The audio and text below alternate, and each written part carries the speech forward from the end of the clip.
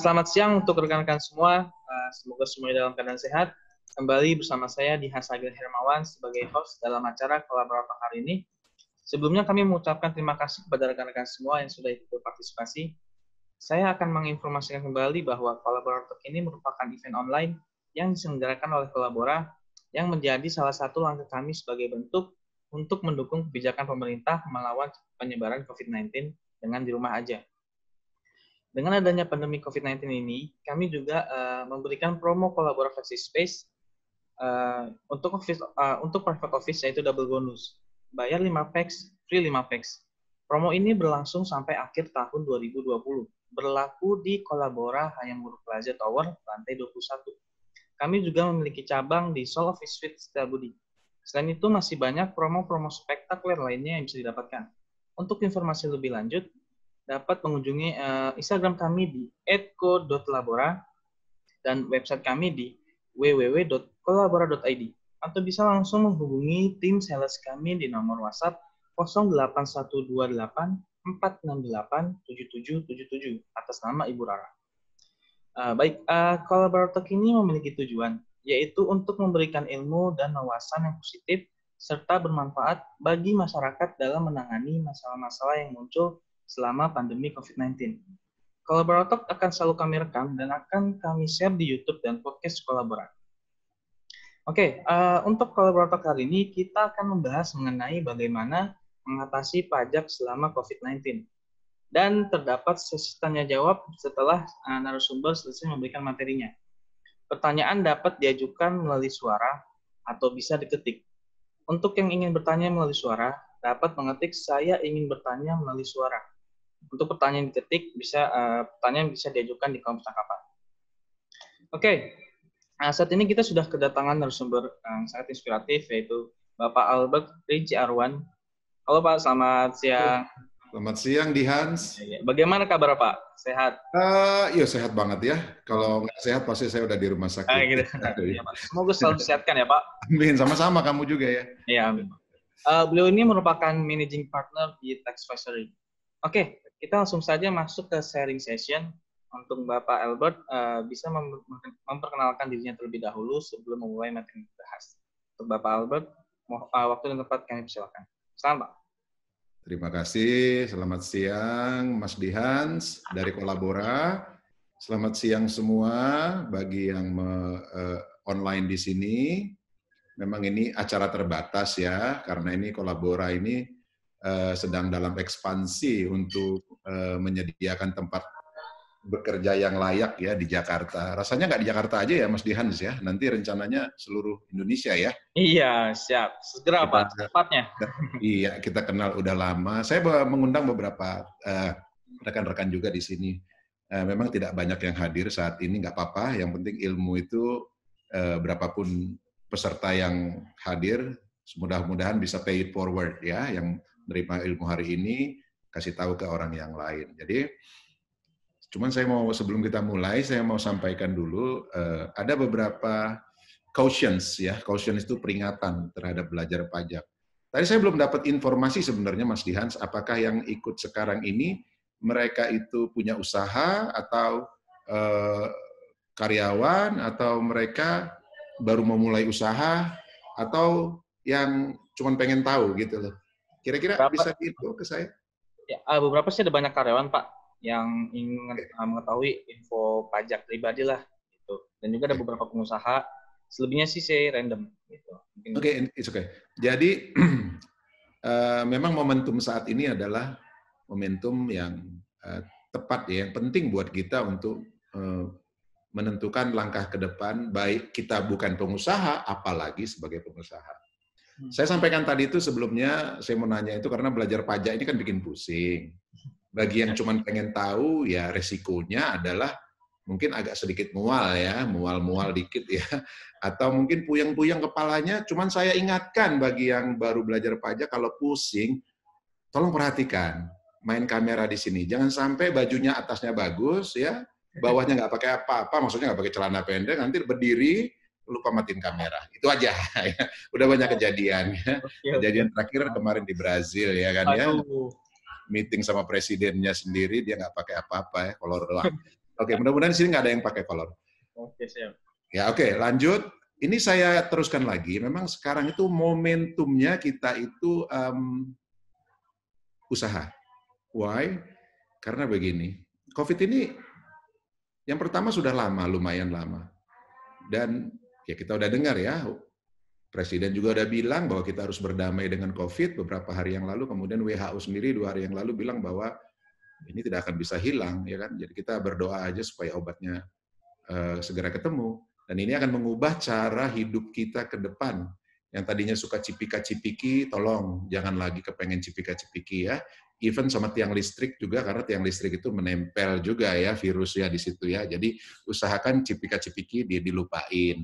Salam tangan juga mungkin sudah nggak mungkin orang lagi ya. Ya kan, kemudian apalagi ya bergandengan tangan kecuali sama pasangan sah ya. Nah, itu jadi sudah akan mengubah hidup. Yang memang nggak bisa dihindari adalah tentang pajak. Ya kalau pajak itu gimana pun juga nggak bisa dihindari. Nah, tinggal kan kita bicaranya kalau sekarang itu inilah materi kita bagaimana kita hidup berdampingan dengan pajak ya. Sebelum berdampingan dengan corona, kita sudah dari dulu harusnya berdampingan dulu dengan pajak. Karena kalau sesuatu itu yang besar, sebaiknya nggak kita lawan. Pajak itu besar. Dia di backup oleh undang-undang ya, sehingga kalau kita mau melawan perpajakan, mau macam-macam, mau ngemplang, rasanya sudah susah ya, susah. Walaupun masih banyak terjadi, orang masih berani ngemplang pajak. Tapi itu rasanya sudah jangan lagi jadi opsi ya. Terutama berbagai profesi yang mungkin kayak lawyer, notaris, konsultan pajak, itu sudah sulit kalau kita mau jadikan solusinya adalah tidak bayar pajak dengan cara yang salah. Nah, kita mau belajar sekarang di sini. Jadi, kalau sekarang saya kembalikan lagi bahwa sekarang itu momentumnya jadi pengusaha. Saya sih senang kalau bicara ke orang-orang, saya akan support dia, jadilah pengusaha. Apapun itu, jadilah pengusaha. Ya, jadi karyawan, ya bagus. Tapi kalau bisa cara berpikir usaha itu juga udah ditumbuhkan ya. Kemudian kita teman-teman yang lain yang bukan karyawan, yang mungkin pengen mulai jadi usaha juga bagus. Karena nanti banyak sekali usaha yang akan tumbang. Bahkan sudah mulai tumbang sekarang, sehingga kita butuh refreshment. Jadi mungkin ada orang baru yang datang, ya kan, atau dengan ide-ide baru, kemudian atau meneruskan yang lama karena yang lama bosen atau sudah nggak sanggup nerusin lagi. Nah ini memang sekarang itu hibernasi, sehingga nanti setelah hibernasi kita berlomba-lomba untuk memanfaatkan keadaan. Jadi dari semua itu, bahwa kalau usaha udah jelas bahwa kalau kita mau usaha, pasti banyak kendalanya. Di Indonesia ini kendala usaha itu sebelum ada OSS sangat masif ya, terutama perizinan. Kemudian setelah perizinan pungli-punglinya, ya kan? Kemudian bayar pajak, nggak bisa nggak. Apapun kegiatan kita, apapun ilmu yang kita punya, kita akan terbentur di ujung. Kita belajar untuk mencari uang, kita belajar untuk mencari klien, kita belajar untuk memaintain klien, tapi satu yang kita kadang nggak belajar, gimana caranya kita berdamai dengan pajak. Betul begitu ya? Jadi tentu ini menjadi tantangan yang paling vital buat kita mau berusaha. Jadi saya mau mengajak dulu bagaimana Bapak Ibu bahwa momen seperti ini kalau mau dimanfaatkan, tetap dampingilah semangat kita untuk berusaha itu, kita tempelkan dulu dengan pengetahuan sedikit aja tentang perpajakan, sedikit saja ya. Nah, sekarang materi kita diminta sesuai flyer itu dibilang dimintanya adalah mengatasi atau mengatasi perpajakan dalam masa COVID. Ya, selama pandemi. Ya, selama pandemi. Jadi saya sudah saya inikan dikit ya, saya modifikasi. Menurut saya judul itu saya juga baru sadar judulnya nggak terlalu benar menurut saya ya. Kelihatan ya ini ya, sharing? Kelihatan Mas? Jadi kelihatan oke.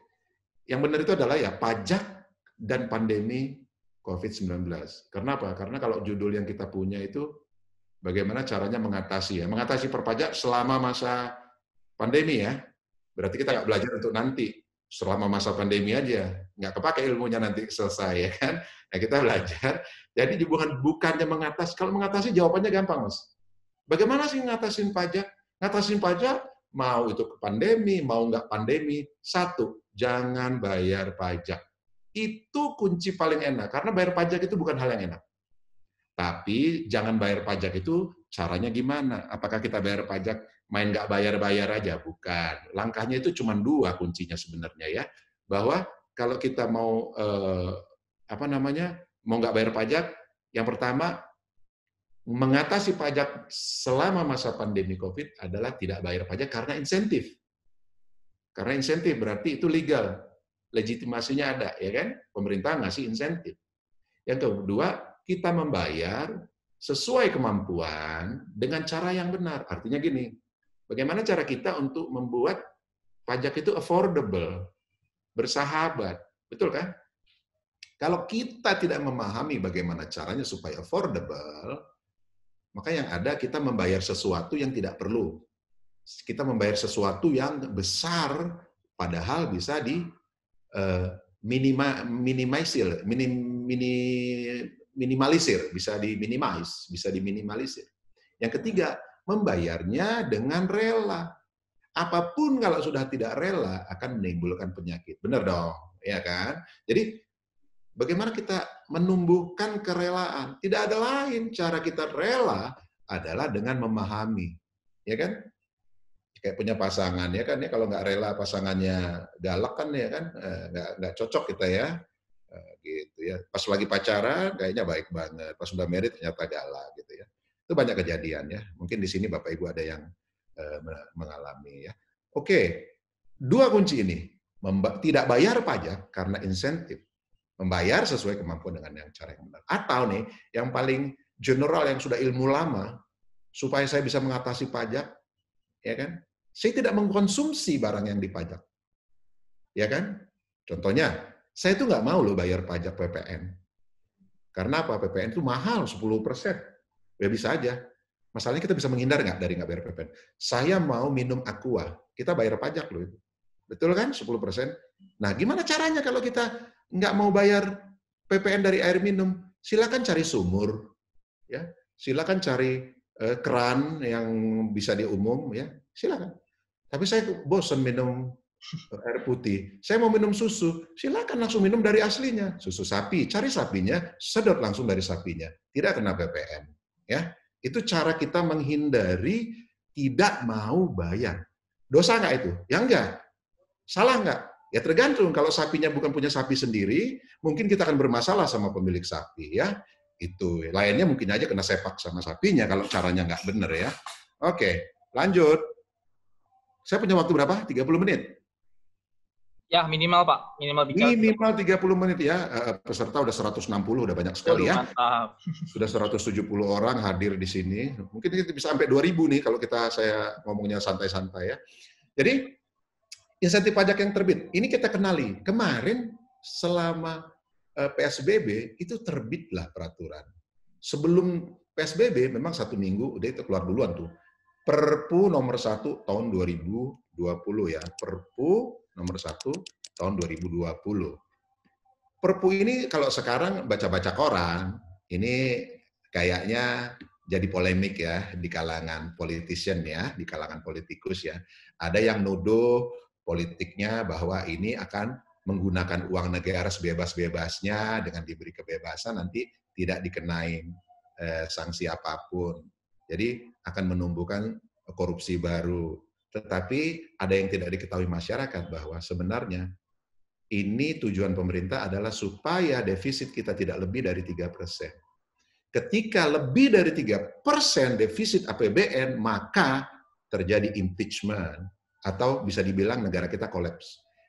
Kalau nggak bisa bertahan negara di minus 3% ini, kita kayak tahun 98.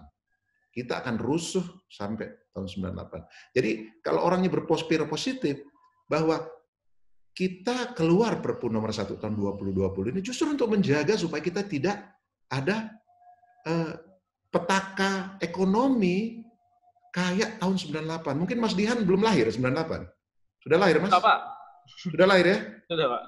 Masih diajak belanja kali ya, lagi megang-megangin kantong plastik itu orang tuanya mungkin keliling-keliling rebutan makanan di Makro zaman dulu ya. Itu sedih banget itu memang ya. Kemudian yang kedua adalah terbitnya PP ini sebagai juklak dari Perpu tadi, keluarlah PP nomor 23 tahun 2020. Oh ya, yang tadi itu kalau Perpu itu judulnya adalah kebijakan negara, keuangan negara dan stabilitas sistem keuangan untuk penanganan pandemi COVID-19 dan atau dalam rangka menghadapi ancaman yang membahayakan perekonomian nasional dan atau stabilitas sistem keuangan. Tuh, judulnya aja tujuannya ke sana. Ya, tapi biarlah ya orang yang punya kepentingan selalu membuat ini jadi sebuah gorengan ya. Oke, kemudian terbit yang kedua, selanjutnya turunannya adalah PP atau Peraturan Pemerintah Nomor 23 tahun 2020. Di sini tentang pelaksanaan program pemulihan ekonomi nasional atau kita sebut program PEN, PEN ya, program PEN dalam rangka mendukung kebijakan keuangan negara untuk penanganan pandemi COVID ya, sesuai bunyi ketentuan Perpu nomor 1 tahun 2020. Oke, selanjutnya terbitlah PMK atau Peraturan Menteri Keuangan nomor 44 tahun 2020. Nah ini sebenarnya sebelum dia itu sudah ada nggak sampai 2 bulan itu ini mencabut PMK nomor 23 tahun 2020 tentang hal yang sama, insentif pajak untuk wajib pajak terdampak pandemi COVID 2019. Nah, ini kemarin dicabut sama PMK ini karena ada yang terlupakan. Ya, Mas, ternyata ada yang terlupakan ketika kita bicara mengenai UMKM, ya, UMKM. Nah, itu tidak tidak termasuk di situ UMKM. Sehingga langsung dicabut. Itu salah satunya, mohon maaf ya, salah satunya juga adalah masukan dari tax advisory. Saya mengontak langsung staf ahli Kementerian Keuangan untuk bicara, sebaiknya kok kita. Tadinya sih jujur aja, saya mintanya dari profesi saya. Saya kebetulan notaris juga ya, Mas Dihans ya. Jadi, jadi saya bilang sama teman-teman kita minta. Dan saya langsung ngomong sama staf ahli supaya ini UMKM sama profesi namanya pekerjaan bebas nggak dapat loh. Tapi karena mereka hanya ingatnya cuma sama UMKM. Sehingga sampai saat ini sebenarnya masih banyak juga kegiatan-kegiatan usaha yang terdampak COVID namun tidak dapat insentif. Sayang ya, salah satunya adalah pekerjaan bebas. Pekerjaan bebas itu tidak terdampak, tidak mendapatkan insentif. Belum mendapatkan insentif. Ya. Oke, apa yang penting dari Perpu nomor 1 2020 itu adalah pasal 6 sampai dengan pasal 10. Nah, di situ menguraikan isi yang ada di PP nomor 23 tahun 2020 itu.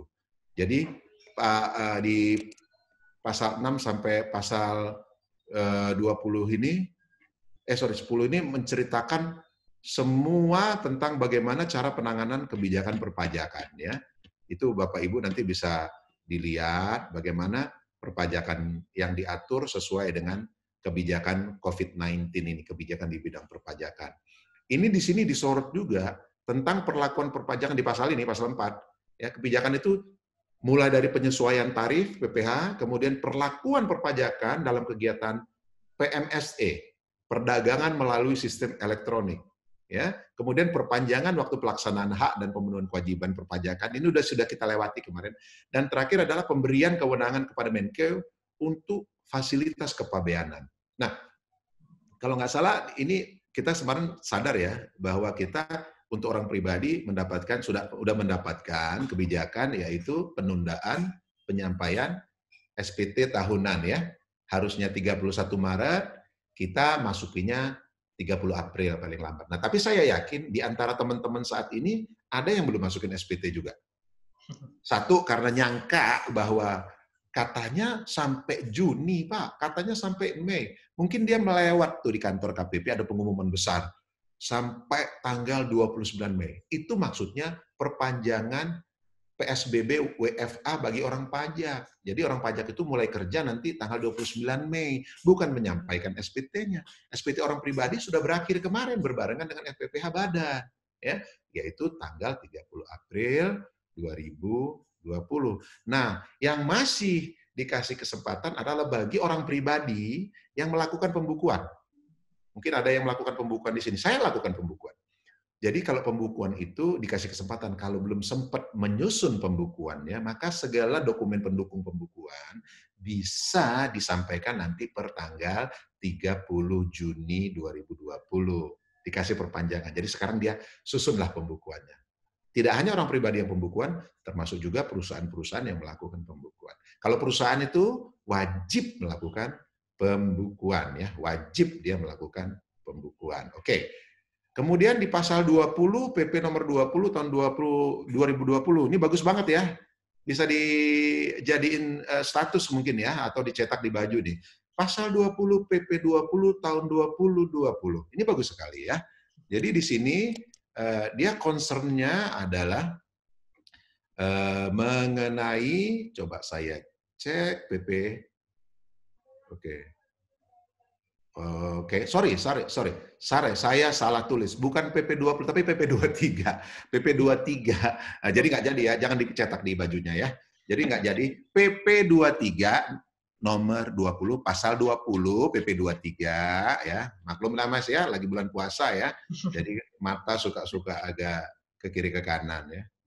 Nah, di sini program PEN ini ya, di sini khusus belanja program PEN yang pemulihan ekonomi negara nasional ini menyoroti tentang usaha mikro UMKM, di mana di pasal 20 ayat 2 debitur perbankan dan perusahaan pembiayaan yang mendapatkan program PEN, salah satunya program PEN ini adalah pemerintah ikut mensubsidi, ya, dia mensubsidi ikut serta untuk membantu penyelesaian bunga bagi pinjaman atau kredit-kredit. Nah, UMKM yang punya kredit yang seperti apa yang mendapatkan bantuan dari pemerintah? Yang pertama, UMKM atau koperasi dengan plafon kredit paling tinggi 10 miliar. Jadi kalau pinjaman dia 10 miliar, dia bisa dibantu oleh negara, kemudian tidak termasuk daftar hitam nasional. Nah, saya belum pernah lihat nih daftar hitam nasional UMKM ini. Biasanya kalau daftar hitam itu kan perusahaan big company ya, tapi kalau daftar hitam nasional ini mungkin saya kurang paham, mungkin belum ketemu. Kalau pikir saya sih kalau semuanya daftar hitam itu pasti bisnisnya yang ada 4 nih biasanya bisnis daftar hitam ini. Yang pertama narkoba, yang kedua cuci uang ya, atau money laundering ya, yang ketiga adalah makar, yang keempat adalah korupsi. Saya pikir empat ini adalah daftar hitam mestinya ya. Tapi kalau di Indonesia sendiri daftar hitam itu baru kayaknya korupsi ya. Yang lainnya itu disuruh laporin dengan BO namanya, beneficiary owner. Jadi kalau udah money laundering, yang lain-lainnya enggak. Padahal kalau saya pribadi pendapat saya harusnya 4 itu harus jadi perhatian ya.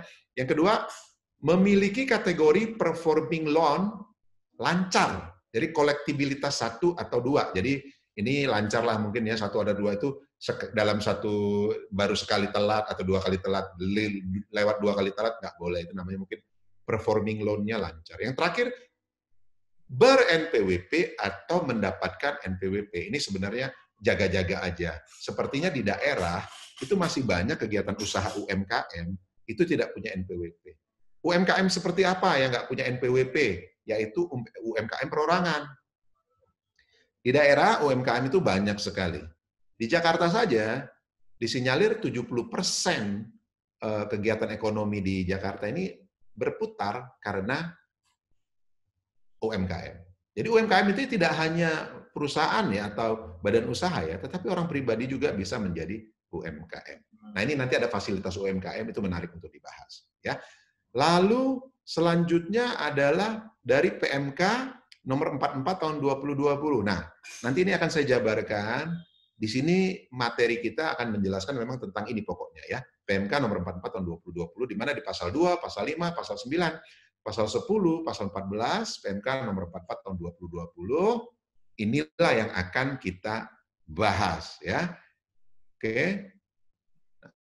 Ini dia isinya. Yang pertama adalah insentif PPH pasal 21. Nah, ini Bapak Ibu di sini yang punya kegiatan usaha atau karyawan ya, sekarang itu perusahaannya bisa dapat insentif tentang dari PPH pasal 21. Perusahaan yang mendapatkan insentif, yang bisa mendapatkan insentif PPh pasal 21, PPh karyawan ya. Ada 1062 KBLI berbeda. 1062 KBLI berbeda. Apa saja? Ya saya nggak hafal. Jadi silakan baca aja di lampiran ya. Cukup saya kasih tahu, nanti hitung saya bohong apa enggak ada 1062. Di situ nanti silakan dilihat di lampirannya ada 1062 KBLI. Masuk nggak kegiatan usaha Bapak Ibu? Ada nggak di situ? Ya.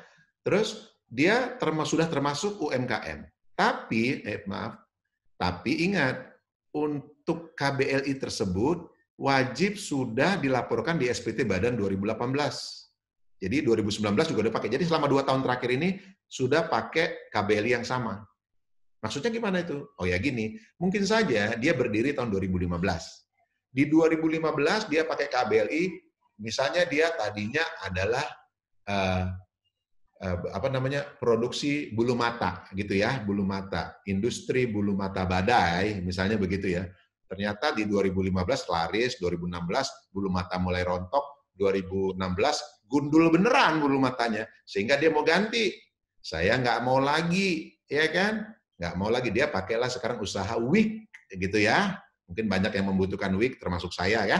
Oke, dia usaha wig. Nah, kegiatan usahanya ini harus sudah pakai wig dari tahun 2018. Ya, dan 2015 nggak boleh lagi jual bulu mata, udah nggak boleh. Jadi kalau dia masih pakai bulu mata nggak bisa. Sedangkan sekarang dia udah harus laporkan. Jadi sudah sama tahun 2019 sama 2018 2 tahun. Kemudian PPh pasal 21-nya diapain sih? Jadi insentifnya berupa pembebasan PPh atau DTP. DTP ini adalah ditanggung pemerintah. Ya, ditanggung pemerintah. Jadi pajak karyawan, PT punya 1000 karyawan, pajak PPh pasal 21-nya itu ditanggung pemerintah. Baik ya, pemerintah ya. Yang bulan apa aja yang dikasih pembebasan? Yaitu bulan April 2020 sampai dengan September 2020. Ya. Jadi ini kalau yang ada sekarang di sini bendaharawan, coba perhatikan ketentuan waktunya ini. Nah, yang dapat PPh pasal 21 kan karyawan. Karyawan seperti apa yang dapat? Yaitu yang penghasilannya disetahunkan tidak lebih 200 juta. Take home pay. Jadi termasuk gaji pokok, termasuk uang tunjangan makan, tunjangan transportasi, termasuk tunjangan kasih sayang itu ya biasanya kalau di di Bandung itu namanya tunjangan kasih sayang itu ada kadede namanya kadede ya. Nah kalau yang nggak dapat kadede berarti tidak disayang, nggak apa-apa, nggak disayang nggak apa-apa. Carilah kasih sayang di luar.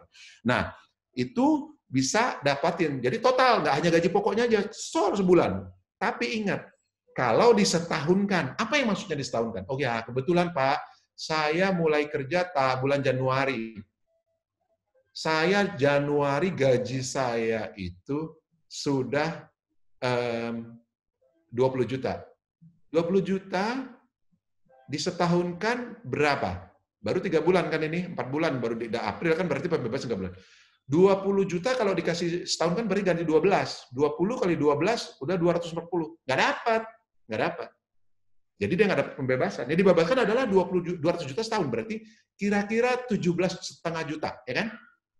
Paling top itu 18 juta kalau nggak salah ya. Hitung sendiri ya, punya kalkulator kan. Jangan juru saya juga ngitung ya. Jadi 18 juta paling mungkin segitu. Tapi kalau Bapak Ibu sekarang gajinya 4,5, 5,5, aman. Pasti dapat pembebasan. Jadi nanti akan terima penuh. Nggak dipotong pajaknya. Tapi syaratnya adalah Bapak Ibu wajib punya NPWP. Ya, ada nggak sih karyawan nggak punya NPWP? Oh banyak, banyak. Apa resikonya kalau dalam kondisi normal saya tidak punya NPWP? Resikonya adalah kita kena pajaknya lebih tinggi 20%. Jadi misalnya saya dipotong sebulan 100.000, maka kalau saya nggak punya NPWP saya dipotong 120.000. Persoalannya biasanya perusahaan nggak mau main-main dengan yang kayak gini. Perusahaan biasanya akan segera mengurusin karyawan supaya punya NPWP, ya. Karena dia penghitungan beda itu kan bagi dia susah ya ngurusinnya ya. Ngapain beda-beda, samain aja semua. Oke. Next adalah insentif yang kedua. Insentif kedua ini yang baru masuk di PMK nomor 44 tahun 2020 ini, yaitu insentif PPh final bulanan 0,5% untuk UMKM dibebaskan. Bayangin, sudah 0,5% itu murah, masih dibebaskan. Bapak Ibu mungkin nggak sadarin betapa ini adalah kesempatan Bapak Ibu untuk memanfaatkan. Pajak itu ternyata nggak segalak yang kita pikirkan kalau kita nggak tahu. Tapi kalau kita tahu, 0,5%. Contoh nih Bapak Ibu. Let's say Mas Dihans ini adalah karyawan swasta di manajer di Kolabora. Tetapi Mas Dihans dapat gaji kan Mas Dihans? Ya. Ya. Oke, gajinya kan mungkin 200 juta lah setahun. Amin. Amin ya. Jadi nggak dapat insentif yang nomor 1 tadi. Tapi Mas Dihan punya bisnis, ya. Bisnisnya apa? Bisnisnya adalah cuci helm. Misalnya cuci helm, Mas. Nah, cuci helm ini ya, cuci helm luar dalam itu sekarang kan masif juga, lumayan ya kan. Nah, bersertifikat. Ya. Helm yang cuciannya Mas Dihan itu ada sertifikatnya, ada stikernya. Dihans Cleaning gitu kan. Yoi. Nah, ini kalau bayar pajak tidak sampai 4,8 miliar, Mas. Tidak sampai 4,8 miliar setahun. Bayar pajaknya cuma 0,5%. Contoh, bulan Januari Mas Dihan omsetnya 10 juta. Bulan Februari 20 juta. Bulan Maret turun tuh gara-gara udah mulai Covid 15 juta. Coba berapa bayar pajaknya? Total kan adalah 45 juta ya kan? Yeah. Kalau bayar pajak dengan normal itu adalah tarifnya 25%. Ya, kalau setahun dijalanin 25%. Tapi kalau kita pajak final UMKM itu membayarnya tiap bulan. Tiap bulan. Jadi gini. Dapat 10 juta. Saya pakai UMKM. PP 23 tahun 2018, ya. PP Peraturan Pemerintah nomor 23 tahun 2018. Jadi 10 juta langsung kalikan aja 0,5%. 10 juta kali 0,5% itu berapa? 5.000 perak. Benar nggak? 5.000 apa 50.000? Nah, yang hitung sendiri. Paling banyak berapa? 50.000. Berapa sih 50.000 dari 10 juta, Bapak Ibu? Ya kan? Sudah. Bulan Februari 20 juta. 20 juta kali 0,5%, 100.000. Berapa sih 100.000? Demikian juga 15 juta bulan berikutnya. Kebayang nggak? Kita tanya, terus saya apain Pak? 10 juta. 10 juta dikurangi 50.000, masih ada 9.950.000. Saya apain ya untuk bulan Januari? Ya pakai jajan. Ya kan? Ada tas tangan baru, belilah tas tangan baru, merek Coach misalnya, ya kan? Ada kan?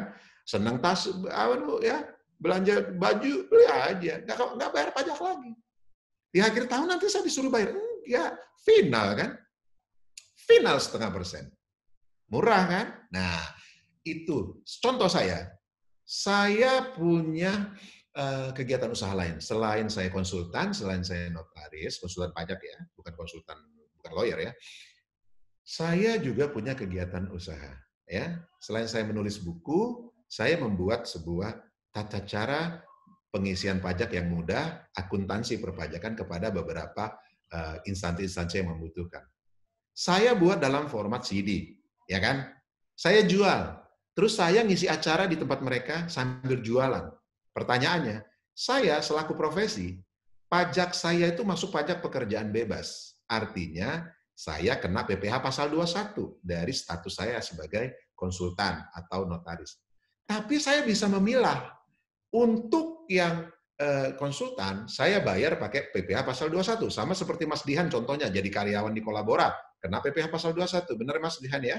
Yeah. Tetapi untuk kegiatan usaha saya yang membikinkan sebuah skema akunting mudah, gitu, cara menangani keuangan termudah, cara pengenalan pajak termudah, dan saya ngasih materinya, saya jual, itu saya bisa pakai UMKM.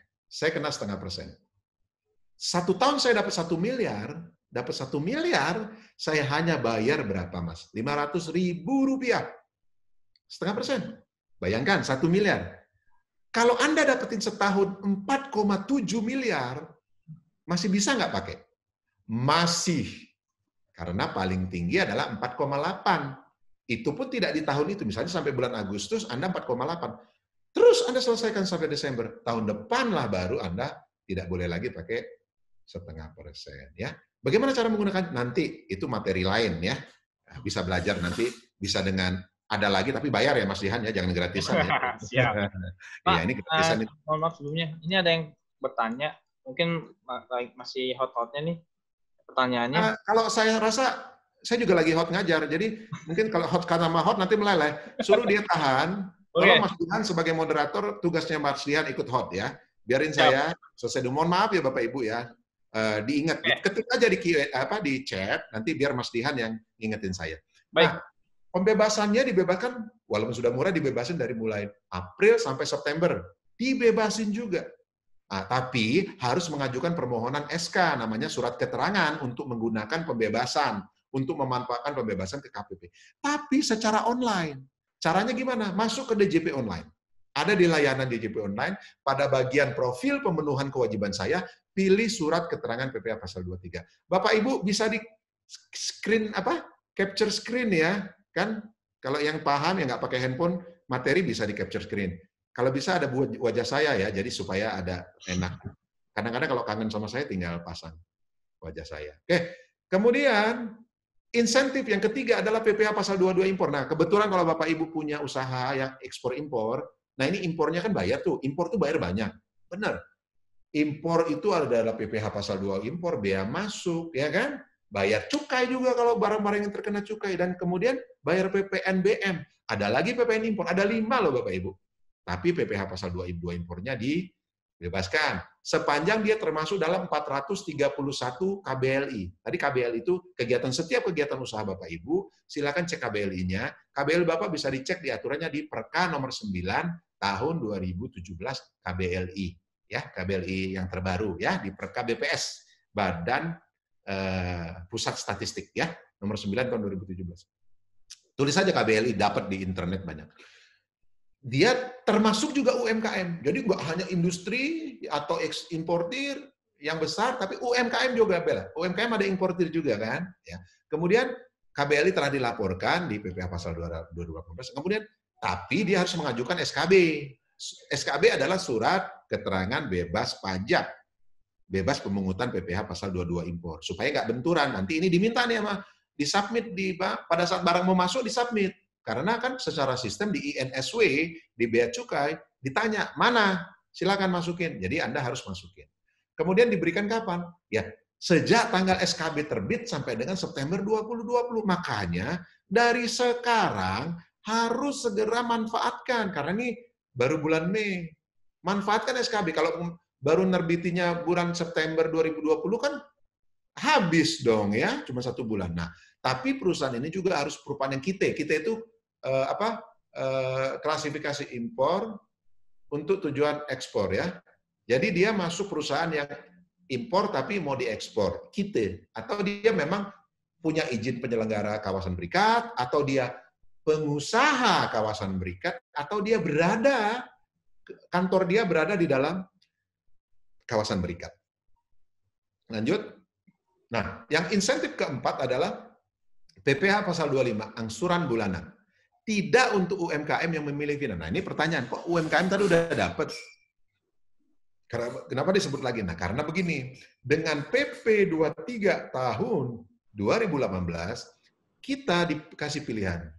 Sebelumnya kan PP UMKM ini namanya PP 46 tahun 2013. 5 tahun dia berlaku, itu terjadi kebingungan. Karena apa? Orang pajak selalu bilang, Anda harus pakai final. Waktu itu 1%. Tapi ternyata ada beberapa kegiatan, margin keuntungannya itu kecil sekali, nggak sampai 1%.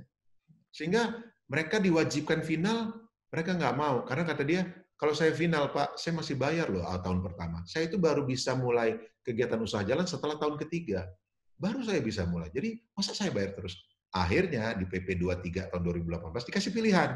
Kalau Anda mau pakai PPh biasa, normal, 25%, ya, Anda silakan ajukan surat. Tapi kalau Anda ngasih tahu ke pajak bahwa saya ingin memilih final. Tapi kalau Anda nggak pengen PPh pasal 25, pengennya final, maaf, tadi salah ngomong. Kalau Anda tidak mau final, Anda mau PPh pasal 25, Anda kasih tahu.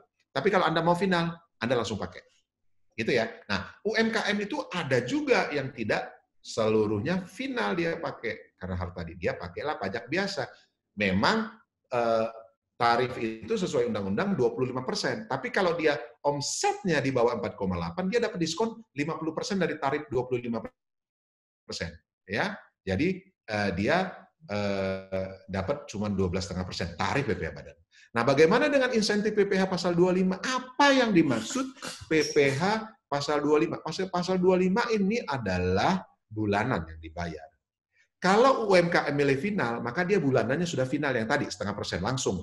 Nah, kalau yang pasal 25, maka dia seperti angsuran. Jadi Januari, Februari, Maret dia bayar, nanti setelah 12 bulan di akhir tahun, ketika dia mau masukin SPT tahunan, dia hitung tuh. Saya sudah bayar per bulan misalnya dari Januari 1 juta. Maka sampai Desember saya bayar 12 juta. Dia hitung lagi pajak dia selama setahun ini, ternyata pajak dia cuma 13 juta. Sehingga dia kurang bayar hanya 1 juta. Betul kan? 12 juta udah tabungan dia. Bayar 13 juta. Ternyata dihitung harusnya. Jadi dia tinggal bayar 1 juta. Persoalan adalah ketika dia sudah bayar 12 juta, ternyata dia dihitung 1 tahun, pajaknya itu adalah 10 juta. Berarti dia kelebihan bayar 2 juta. Apa yang terjadi ketika dia kurang bayar, lebih bayar seperti ini? Dia akan diperiksa oleh KPP. Boleh menghindar nggak? Saya mau adalah Pak, saya mau baik hati sama negara, saya kasih nggak bisa. Harus proses itu dijalankan dulu. Saya mau sumbangin nggak bisa, harus dijalankan. Jadi gimana caranya kalau udah kepalang seperti itu? Nah itu nanti bisa tanyakan sendiri ke tax visori ya di lain waktu ya. Nah, bagaimana cara menghitung PPh pasal 25? PPh pasal 25 dihitung dari kurang bayar tahun lalu. Tahun lalu 2018 saya 2019 saya harus bayar 12 juta. Maka tahun ini saya tiap bulan bagi aja 12 bagi 12 1 juta. 1 juta, 1 juta, 1 juta. Ya, itu. Nah, untuk yang misalnya sudah bayar 1 juta, maka selama masa dari April sampai dengan September ini dikasih waktu 30%. Dikasih pengurangan 30%. Kalau tadinya saya mau bayar berdasarkan tahun 2019 1 juta tiap bulan, maka saya dapat angsuran kurangin 30%. Jadi 700.000. Ya kan? Itulah yang terjadi saat ini, ya. Terus syarat lainnya perusahaannya harus sama, harus perusahaan kita atau pemegang izin atau pemegang izin penyelenggaraan atau pengusaha kawasan berikat atau dalam kawasan berikat. Berarti kalau tidak masuk ini ya nggak dapat juga ya. Oke. Kemudian, nah ini terakhir nih, insentif PPN. Apa tuh insentif PPN? Insentif PPN itu adalah PPN itu kan bayar 10% tiap bulan. Tapi Anda itu biasanya kalau rajin PPN, misalnya importir, itu PPN-nya biasanya LB, lebih bayar. Atau dia selama ini saya punya UMKM, Pak. Saya kerjasama sama pemerintah. Biasanya itu imporin untuk pemerintah, impor untuk pemerintah. Nah, dia biasanya rekanan pemerintah itu dia dapat lebih bayar. Ya. Nah, untuk usaha yang mana? Yang KBLI berbeda, ada 431, termasuk juga UMKM, ya, dan KBLI telah dilaporkan di SPT Badan 2018. SPT masanya, kalau di SPT masa PPN-nya sampai dengan 5 miliar, LB-nya sampai dengan 5 miliar atau lebih bayarnya, LB itu 5 miliar, dapat diberikan pengembalian pendahuluan. Jadi, pendahuluan kelebihan pembayaran pajak sebagai PKP berisiko rendah. Yang dimaksud pengembalian pendahuluan ini biasanya kalau kita lebih bayar, kita minta dikembaliin duitnya, itu kan pemeriksaan itu default undang-undang 1 tahun. Nah ini enggak, ini bisa dipercepat, biasanya 3 bulan. Jadi butuh cash flow 3 bulan. Ini untuk ini nanti kita lihat lagi.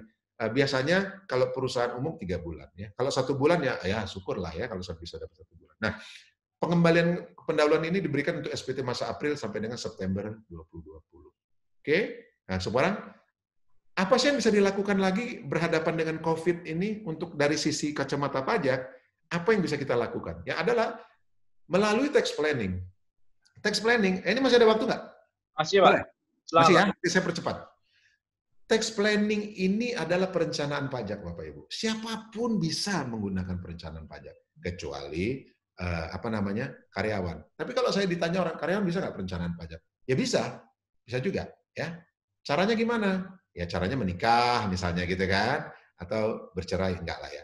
Jadi tax planning itu umumnya untuk usaha lah. Kalau orang pribadi kan pajaknya pajaknya sudah jelas, ya kan? Digabung atau dipisah, itu ada ketentuannya sendiri.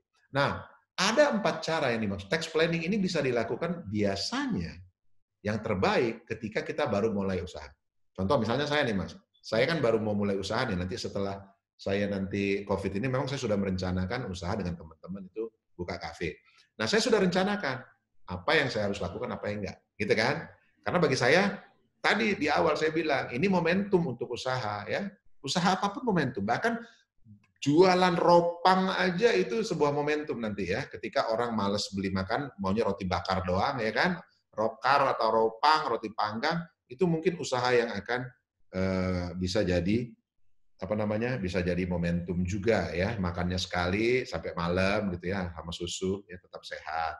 Nah, kita tax planning bisa dilakukan awal ataupun sudah mulai berjalan keadaan usaha. Biasanya orang malah mulai kegiatan usahanya jalan baru tax planning, itu dia agak repot. Contoh gini, kita punya klien, contoh nih klien jualan telur, Mas. Dia nggak nyangka bahwa gara-gara jualan telur ini, omset dia di tahun kedua langsung 2 miliar. Ya, langsung 2 miliar. Dan ketiga akan lebih. Dia nggak membayangkan bahwa dalam 2 tahun aja dia sudah begitu hebat. Nah, dia baru ingat, waduh Pak, kenapa? Saya pakai nama saya sendiri, Pak. Jadi, saya nggak punya izin usaha. Artinya jatuhnya ke PPh pasal pribadi dong. PPh pasal 17, ya kan? Tarif pasal 17. Bayangkan kalau dia punya 2 miliar, hitung biaya-biaya, ya PTKP doang. Itu cuma berapa? PTKP kita kan murah. Cuma 24 juta sebulan, dan dia belum kawin. Belum married, belum punya pasangan. Kecil, ya kan? Dia nggak punya putih potong, karena dia jual ke dalam bebas. Apa yang terjadi? Yang terjadi dia bayarnya besar banget. 1 miliar aja kita bisa bayar. Dari 1 miliar kita bisa bayar sampai 193 juta. Bayangin dia 2 miliar. Nah, bagaimana caranya? Akhirnya kita buatlah sebuah konsep tax planning ya. Jangan menggunakan pribadi, tapi menggunakan sebuah entitas. Gimana caranya? Nah, itu nanti kita bahas dengan tax visory ya. Ada partner tax visory 2 orang di sini. Nanti saya kenalkan, namanya Ivan dengan namanya Konstan, dan tim tax visory juga ada di sini. Itu yang bisa pertama adalah lakukan dengan tax planning restrukturisasi pembukuan. Diapain pembukuan ini? Nah, nanti kita lihat. Ada 6 langkah dengan restrukturisasi pembukuan, nanti akan dijelaskan juga oleh rekan Konstan supaya dia ngomong di sini, jangan saya terus yang ngomong ya. Kemudian lakukan spin-off. Spin-off ini adalah pesempalan ya. Spin-off disempal, dibuang. Nah gini, pengusaha di Indonesia cenderung pengen punya satu PT, satu CV dengan puluhan sampai ratusan kegiatan usaha.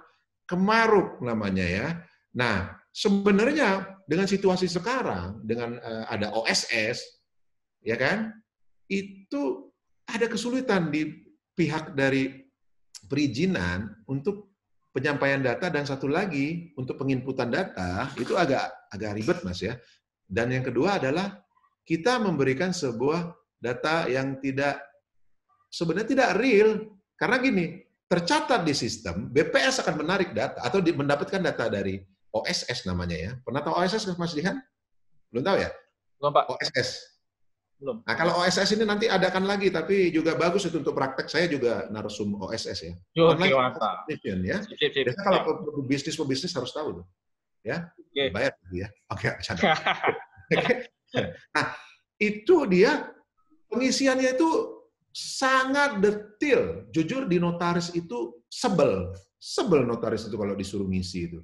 Sudah kadang-kadang nggak mau dicas ya, padahal itu sebuah jasa profesi juga itu sebenarnya. Nah, yang kedua, tadi saya bilang BPS didapat data dari sana, dia tulis ada 100 kegiatan usaha, yaitu pembuatan bulu mata, badai. 100 pencucian mobil atau pencucian helm, 100 kafe misalnya, 100 lagi jual dagang wig. Tapi pada dasarnya itu dimiliki cuma oleh 20 perusahaan. Realnya, kenapa? Karena setiap perusahaan punya itu kegiatan usaha A, B, C, D, E, F. Ini tidak baik. Sebaiknya bikin PT itu ya Satu entitas, satu bisnis. Memang tidak dilarang, aturannya tidak dilarang untuk boleh banyak. Tapi satu, kalau bisnis itu biasanya digabung-gabung, kecenderungan, kalau satu kegiatan usaha bagus dan yang lainnya jelek dijalankan bersamaan, maka yang jelek ini akan menyeret-nyeret yang bagus. Betul kan? Karena kan tidak bisa dipisahkan kegiatan pembukuannya. Karena dia satu entitas. Keuangannya tidak bisa dipisahkan. Jadi ngapain? Mendingan bikin aja lagi. Kenapa? Nanti ada masalah. Ya enggak lah. Ditanya orang, Pak, saya ini punya kantor. Saya mau buat 100 CV, PT, alamatnya di sini. Boleh enggak? Why not? Kenapa enggak? Emang ada, Pak? Jangankan 100. Satu gedung 2.000 sampai 5.000 CVPT aja ada. Ya kan? Coba itu. Yang namanya, apa namanya? Virtual office. Virtual office di Menara 2.000, misalnya, ya kan? Itu ada berapa ribuan perusahaan di situ, ya. Di Menara BCA, virtual office banyak. Ya. Nah, spin-off ini adalah, ambillah satu perusahaan, tadinya kita jualan, yang satu saya mau konstruksi, ambil konstruksi sendiri. Nah, karena kan konstruksi bisa digabung dengan perusahaan perdagangan. Kemudian, itu caranya ya. Kemudian merger dan akuisisi ini ngapain? Nah, kalau tadi spin-off itu dilepas, kalau sekarang sebaliknya, merger, akuisisi digabung. Yang kegiatan usahanya sama, aduh aku udah nggak kuat nih. Kafeku ini bagus, punya menu yang oke. Contoh kayak saya adalah kopi durian, Mas, di Hans. Ya, saya punya hak merek, sudah didaftarkan, ada 2. Kopi durian sama jeruk susu. Ya, itu nanti usaha saya. Jadi kopi, cemplungin durian, diaduk-aduk. Hanya untuk yang berani, ya kan? Hanya untuk yang berani. Kalau penakut jangan minum kopi saya, ya. Daripada nanti tewas di tempat, ya saya nggak urusan. Nah, itu namanya kopi durian, namanya ya Cafe Kopi Durian Ara, ya. Nanti jangan khawatir ya. Walaupun sekarang belum sah, tapi gedungnya udah ada. Oke? Nah, ini saya nggak kuat. Ternyata saya susah mencari durian. Saya merger lah sama toko durian. Durian siapa? Durian Ujang, karena Ujang itu ada orang Betawi. Kalau Ucok ada di Medan, durian Ucok udah ada. Durian Ujang di Betawi, Jakarta Selatan, sama Ara gabung, bikinlah kopi durian. Saya kopinya, kamu duriannya. Hayak. Nah, itu merger. Atau akuisisi. Saya punya perusahaan ini, ternyata di sana, wah, dia juga jualan durian. Kopi dia bagus, dia udah nggak kuat. Saya akuisisi, ambillah nama kamu. Kamu punya apa? Ya, saya kopi nangka, Pak. Oke, saya ambil kopi nangka. Saya punya 3, kopi duren, kopi nangka, sama jeruk susu. Saya punya 3 produk. Ya, saya akuisisi. Ya kan? Karena kan tadi saya bilang, akan banyak orang yang tewas. Kemudian, ini yang paling nggak enak nih, remanagement SDM. Ini paling nggak enak. Bicara sekarang dalam situasi COVID, ngomongin manajemen SDM, kasihan. Sekarang saya tanya rekan-rekan, apakah, ya saya nggak bilang bahwa ini tidak bisa dilaksanakan, ya namanya kekuatan perusahaan kan beda-beda. Tapi memang ada yang secara manusiawi diminta supaya janganlah dipecat, ya kan? Kalau sekarang mau menggaji, jangan gabut ya, jangan gabut-gabut amat. Ya oke lah gajinya dibayar, tapi nggak bisa kasih THR, ya kan? Mau gimana dong misalnya? Tapi ada yang marah, Pak, THR kan 1 tahun, ya kan? Saya nggak kerja gabut kan cuma 3 bulan, ya kurang-kurangin lah Pak, ya 12 kali ya. THR-nya dibayar 12 kurang 3 bulan, kayak 4 bulan, saya masih terima 8 bulan THR bagi proporsional. Ada juga yang kayak gitu. Ya kan? Ini sekalian ngingetin sama partner saya di sini, Ivan. Ini mungkin ketawa-tawa Ivan sekarang ini. Tadinya dia udah niat nggak mau bayar pokoknya. Ya bagus, saya setuju. Nggak usah dibayar aja lah ya THR ya. Tapi nanti karyawan saya pada nangis nanti ya. Nah kemudian ini gunakan sebagai cara terakhir. Mau mecat itu terakhir. Kalau nggak bisa dipecat ya terpaksa disesuaikanlah kekuatan perusahaan. Tapi kalau memang tidak bisa sama sekali, ya mau gimana? Masa sih kita harus, ya sorry ya, kita mau gimana? Kita juga butuh punya, nggak dapat apa-apa. Contoh kayak saya, jabatan saya. Saya nggak dapat apa-apa. Pekerjaan kita nggak menghasilkan selama kita masa PSBB. Sekarang pun makin takut. Bukannya jangan lengah, bukannya sekarang justru makin aman. Enggak. Penambahan COVID makin hari makin banyak. Makin orang yang banyak yang dicek, swab, makin banyak di rapid test, makin banyak orang 500-an. Kemarin pun yang meninggal 59 itu terbanyak sepanjang sejarah. Nggak tahu, hari ini belum dengar ya kita ya, jam 4 nanti. Nah, jadi seperti itu. Jadi, sekarang yang materi terakhir adalah bagaimana restrukturisasi pembukuan. Ini saya sampaikan nanti saya akan panggil rekan saya Konstan, biar mukanya agak tenar dikit ya, kalau saya udah lumayan tenar di sini. Jadi nanti dia menjelaskan semua poin yang saya maksud di sini. Kita lakukan restrukturisasi pembukuan ada 6 cara, analisis laporan keuangan atau analisa laporan keuangan, penentuan metode penyusutan, mengoptimalkan pengkreditan pajak, mempercepat pembebanan biaya, kemudian pembebanan biaya entertainment dan biaya promosi, ini maksimal juga, dimaksimalisin tuh biaya entertainment dan biaya promosi. Kemudian metode penyisihan piutang tak terdagih dan beban atas persediaan yang rusak. Secara akuntansi sebenarnya ada yang menarik lagi, belum kita sebut. Bagaimana kita memanfaatkan biaya-biaya kita kemarin kalau kita ngasih sumbangan. Sumbangan kepada rumah sakit, sumbangan kepada orang miskin, kita ngasih uang kadedeh lagi, uang makan, ya kan? Kan banyak teman-teman melakukan itu. Bikin APD, jual APD, sumbangan rapid test, sumbangan yang mana? Ada yang ke masjid, ada yang ke gereja, ada yang ke yatim piatu, ada yang ke pinggir jalan. Bisa nggak semua itu diperlakukan? Nanti ini disampaikan oleh Konstan. Jadi mohon izin Mas Dihan, saya memanggil Konstan dulu untuk menjelaskan ini. Konstan monitor. Siap. Oke, silakan Konstan, jelaskan dari poin ini Konstan. Dari sini aja langsung.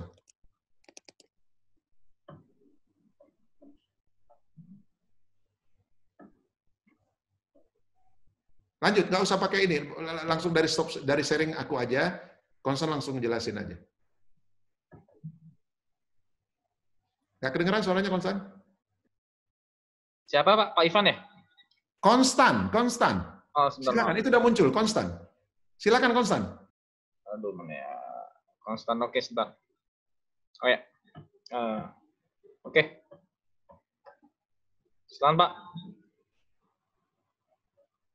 Masih mute, Konstan, masih mute. Sudah saya unmute. Sebentar. Anthony. Keluar ya? Enggak.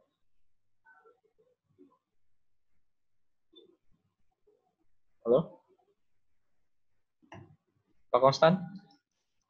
Konstan, pakai handphone ya? Nggak kedengar, belum kedengeran.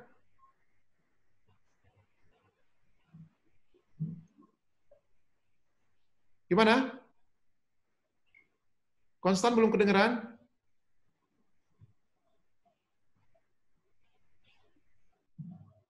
Mas Dihan, mohon bantuan. Gimana, Mas Dihan? Ya, coba. Saya sudah unmute. Coba saya mute lagi, terus kayak unmute lagi ya. Oke. Coba.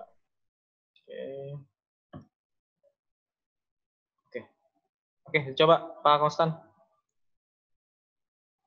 Masih belum bisa ya?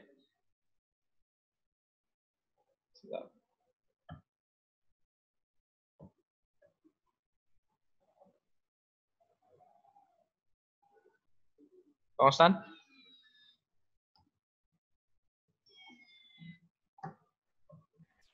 Oke.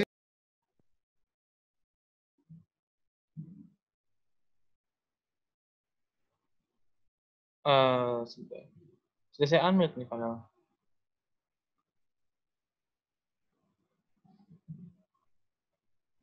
Oke, coba. Belum ada ya? Bagaimana ini? Sebentar. Tes. Nah, masuk nih. Halo Pak. Masuk nih Pak, suara Pak Konstan.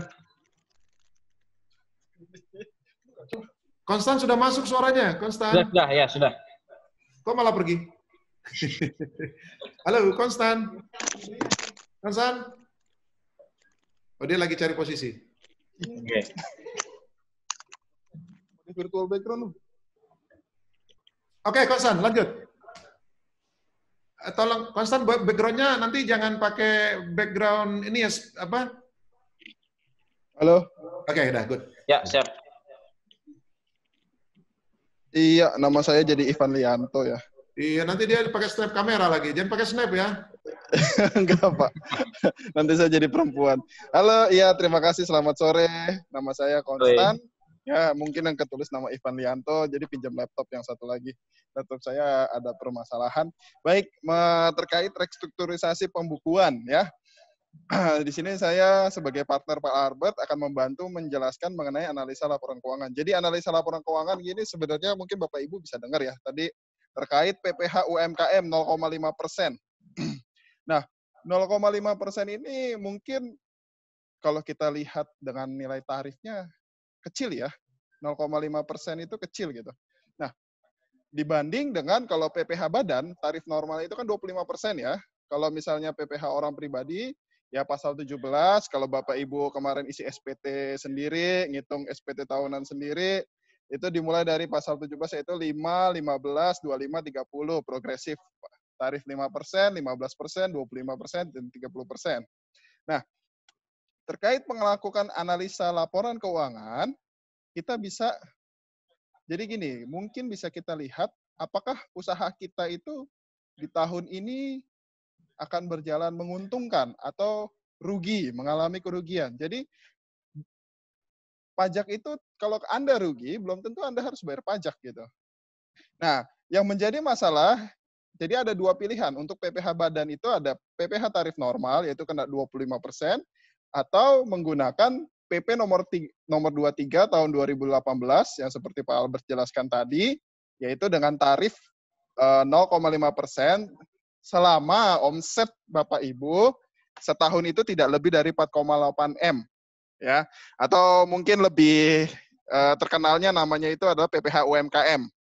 Nah, kalau dalam kondisi kita melakukan analisa, ternyata analisa laporan keuangan mengatakan bahwa Bapak Ibu nanti ke depannya atau tahun ini mengalami kerugian ya. Ini tidak hanya berlaku di tahun ini aja ya, tahun-tahun sebelumnya mungkin bisa berlaku. Misalnya tahun sebelumnya Bapak Ibu ternyata mengalami kerugian, jadi tidak ada untung. Tapi karena Bapak Ibu memilih menggunakan PPh UMKM tadi dengan tarif 0,5%, karena dasar pengenaan pajaknya itu, jadi dasar pengenaan pajak itu adalah dasar nilai penghitungan untuk kali tarif pajaknya itu menggunakan nilai omset. Jadi bukan menggunakan nilai laba atau nilai kerugian. Jadi Bapak Ibu terpaksa, walaupun dalam keadaan rugi, tetap harus membayar pajak karena memilih menggunakan PPh UMKM, yaitu dengan tarif 0,5%. Seperti Pak Albert jelaskan tadi, penghitungannya adalah omset bulan itu berapa dikali 0,5%. Tapi kalau Bapak Ibu memilih menggunakan PPh tarif normal dengan sesuai Undang-Undang PPh, yaitu dengan tarif 25%, maka Bapak Ibu kalau dalam keadaan rugi, tentunya Bapak Ibu tidak akan membayar pajak. Malah kerugiannya itu dikompensasikan ke tahun pajak berikutnya. Jadi begitu. Penting sekali untuk melakukan penganalisaan ini. Lalu penentuan metode penyusutan.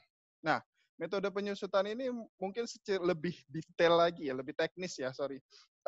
Jadi metode penyusutan itu di pajak itu ada dua, yaitu metode garis lurus dan metode saldo menurun. Jadi kalau garis lurus itu nilai penyusutannya tiap tahun itu sama. Ya, nilai penyusutan tiap tahunnya itu sama. Nah, kalau metode saldo menurun, itu nilai penyusutannya itu besar di awal dan kecil di akhir. Ini kita bicara aset yang disusutkan ya. Gitu. Nah, jadi dalam kondisi seperti ini, kita bisa menggunakan metode saldo menurun, yaitu dengan nilai penyusutan yang lebih besar di awal. Apalagi kalau tadi bisa dilihat kan, kalau Bapak Ibu baru mulai berusaha di tahun ini, dan apesnya tahun ini kita kena pandemik gitu. Apalagi Bapak Ibu udah beli barang modal cukup banyak, beli aset banyak, beli mesin banyak, ya kan, untuk produksi, untuk beli furniture banyak, ya kan, apalagi yang lagi mau buka kafe. Nah, asetnya itu harus disusutkan kalau dalam menggunakan metode pembukuan. Metode yang bisa digunakan oleh Bapak Ibu adalah metode saldo menurun, yaitu nilai penyusutannya besar di awal sehingga tahun ini bebannya itu lebih besar ya. Tentunya kan kalau Bapak Ibu membuat laporan keuangan, kalau ke pajak itu kan berusaha sekali ya, bebannya dibesar-besarin, labanya dikecil-kecilin ya. Tapi kalau laporan keuangan untuk internal kan, ya kalau bisa untungnya diperlihatkan sebesar-besarnya ya. Ini berbanding. Oke, sekarang mengoptimalkan kredit pajak, pengkreditan pajak. Nah, terkait dengan mengoptimalkan pengkreditan pajak, ini banyak hal yang bukan banyak hal ya, seringkali saya dan Pak Albert itu bertemu dengan klien, kalau bukti potongnya itu tidak diterima oleh mereka. Jadi ketika dalam 1 tahun berjalan itu, tentunya ada pajak penghasilan yang dipotong oleh pihak klien Bapak Ibu atau customer Bapak Ibu. Sehingga pemotongan pajak ini yang harus dikejar oleh Bapak Ibu, pengumpulan bukti potongnya. Jadi bukti potongnya itu harus segera dikejar ya. Jadi kalau PPh tahunan badan, kalau orang pribadi kan tentu bulan Maret ya batas akhirnya. Jadi SPT tahun 2019 dilaporin paling telat Maret 2020. Kalau PPh tahunan badan, SPT tahunan badan itu SPT tahun 2019 paling telat April 2020 dilaporin ya. Nah, kalau bisa pengumpulan kredit pajaknya ini jangan mepet ya. Walaupun kita semua senang ya dipepet, tapi ya kalau bisa untuk laporan pajak jangan mepet-mepet gitu ya. Jadi collecting bukti potong ini sangat penting gitu untuk mengurangi pajak gitu. Jangan sampai Bapak Ibu udah dipotong, cuman karena bukti potongnya nggak dapet ya, nggak diterima sama dari klien atau customer, sehingga Bapak Ibu harus bayar lagi gitu loh. Ini kan 2 kali bayar gitu. Nah, ini yang menarik, saya juga sempat diskusi sama Pak Albert ya, Pak Albert, terkait bukti potong ini, bahwa kita itu diwajibkan melakukan pemotongan. Jadi kalau kita tidak melakukan pemotongan, kewajiban pajak kita itu, kita nanti terkena sanksi. Nah, yang menarik adalah bahwa tidak ada sanksi atas tidak diberikannya bukti potong kepada kita. Nah, ini kan yang harus kita sampaikan juga ya ke teman-teman yang duduk di DJP. Nah, terus terkait mempercepat pembebanan biaya. Oke. Mempercepat pembebanan biaya, hal ini pembebanan biaya tidak dengan membuat biaya-biaya fiktif ya. Jangan ya. Buat bonbon, nota-nota ke pramuka, bikin bonbon kosong, itu jangan ya. Tapi mempercepat pembebanan biaya yang ditagihkan pada periode berjalan, meskipun gini. Jadi kita bisa meminta invoice dari vendor ya untuk segera di-invoicing ke kita, walaupun kan kalau sudah ditagih kan bukan berarti harus segera kita bayar ya. Jadi kita minta, ayo dong vendor, cepetan dong kirim invoice ke kita, tujuannya untuk dicatatkan dulu sebagai beban, kalau Bapak Ibu paham pembukuan ya. Nanti kalau masalah udah bayar atau belum bayar kan bisa dicatatkan sebagai utang. Ya. Ya kita paham lah, dalam kondisi pandemi ini cash flow-nya kan jadi sedikit seret ya, bukan seret lagi, bahkan keselak gitu kan kalau orang makan itu nggak ada air minum. Jadi minta invoice dari vendor, nanti kita catat, kita bebankan ya, dijadikan beban supaya menambah nilai beban gitu, sehingga labanya itu kan kecil. Nah, kalau labanya kecil kan senang ya. Terus biaya entertain dan biaya promosi. Nah, ini yang menarik. Kita seringkali mengentertain klien, ya. Contoh kalau Pak Albert yang paling sering tuh ya, ketemuan dengan klien, meeting, ya kan kita bosen ya meeting di kantor, ya kan meetingnya itu ke mall, ya kan meetingnya itu ke pusat-pusat perbelanjaan, restoran gitu, ya kan. Nah, Bapak Ibu Maaf perlu Pak Konstan, ya. untuk ke depan saya nggak bisa ke mall karena usia di mall itu harus 45 ke bawah, begitu aja. Oh iya, betul. Dengan ada PSBB 45 tahun nggak boleh ke mall ya. Oke. Ke Tokopedia aja. Oke, nah Bapak Ibu sering lupa kalau misalnya ke mall itu kan lumayan ya bayar parkirnya ya. Saya aja kesel gitu kan, kantong saya jadi kegeruk. Itu biaya parkir itu kalau bisa, kalian kan juga bisa arsip tuh, bukti-buktinya tuh. Parkir, apalagi parkir di mall kayak di GIPI, itu bisa sampai 50.000, 100.000, itu lumayan gitu buat beli pulsa kan, telepon Yayang kalau tengah malam. Nah, itu bisa kalian arsip sebagai biaya entertain gitu loh. Apalagi traktir orang minum kopi Starbucks ya kan? Nah, itu kalian bisa traktir gitu kan. Di sini nggak boleh nyebutin nama merek ya, Mas Dihan ya. Iya, apa? Ya, minum kopi Starbucks itu kan. Kalian bisa Kopi arsip. Ara aja, kopi Ara. Ya, kopi duriannya Pak Ara ya. Jujur saya nggak suka durian ya. Jadi saya emang sering marahan sama Pak Albert. Baunya itu nggak enak durian itu. Nah, jadi itu arsip pengeluaran kita, hal-hal yang kita keluarkan ya untuk mendapatkan, kalau di pajak itu dikenal dengan 3M ya untuk biaya, yaitu mendapatkan penghasilan, memelihara penghasilan, dan menjaga penghasilan, menagih penghasilan. Nah, ini biaya-biaya yang dikeluarkan untuk mendapatkan penghasilan itu harus kalian arsip ya dalam hal ini. Jadi jangan sampai bukti-bukti transaksi yang biasa kalian keluarkan itu kalian jadiin bungkus cabe ya kan, tahu-tahu udah dibuang aja. Mulai sekarang mulai aware lah dengan hal-hal ini ya. Ketika saya ngajar dengan Pak Albert, saya selalu bilang bahwa eh, hal yang perlu diperhatikan sekali lagi adalah bukti-bukti transaksi gitu. Jadi bukti-bukti transaksi ini bisa menjadi biaya ya. Kalau emang dia tempatnya dikeluarkan untuk mendapatkan penghasilan ya Bapak Ibu bisa posting itu sebagai biaya gitu, pembebanan sebagai biaya. Jadi mulai diarsip itu. Nah, itu kalau Bapak Ibu lihat ke mobilnya Pak Albert itu dia punya satu tempat itu isinya parkiran di mall semua. Struk-struk parkir di mall. Jadi emang sama oleh dia itu dimanfaatkan sebagai biaya. Jadi gitu. Nah, biaya entertain ini juga harus dibuat daftarnya ya, daftar nominatifnya supaya jangan dikoreksi gitu loh. Kalau di pajak itu dikenal ada namanya laporan keuangan komersial, laporan keuangan fiskal. Secara simpel, laporan keuangan komersial itu adalah biasanya kita gunakan untuk laporan keuangan yang di internal ya. Kalau laporan keuangan fiskal itu kan ada koreksi fiskal ya, biasanya harus memenuhi syarat 3M tadi. Nah, terkait dengan hal ini, contoh kalau misalnya laporan komersial itu biasanya kita ada biaya sumbangan, ya kan, biaya sumbangan ke masjid, sumbangan apalagi udah mau lebaran ini kan, kasih deh.